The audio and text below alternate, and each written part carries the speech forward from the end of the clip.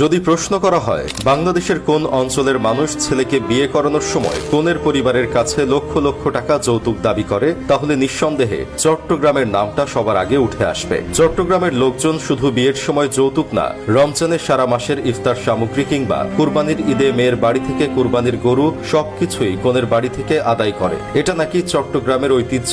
আর এই ঐতিহ্য রক্ষা করতে গিয়ে কত মেয়ের পরিবার যে ঋণগ্রস্ত হয় তার কোনো হিসাব নাই।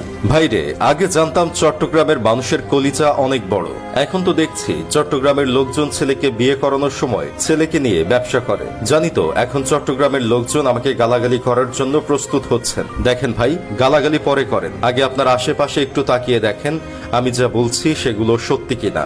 2-3 দিন আগের ঘটনা, চট্টগ্রামের পটিয়ায় রিমা আক্তার নামের এক অনার্স পড়ুয়া মেয়ে যৌতুকের জন্য তার গায়ে হলুদের দিন করেছে। গত রমজানে ব্যাংক কর্মকর্তা মোর্শেদের সঙ্গে রিমার বিয়ের কাবিন হয়। এর আগে মোর্শেদের সাথে রিমার 2 বছরের প্রেমের সম্পর্ক ছিল।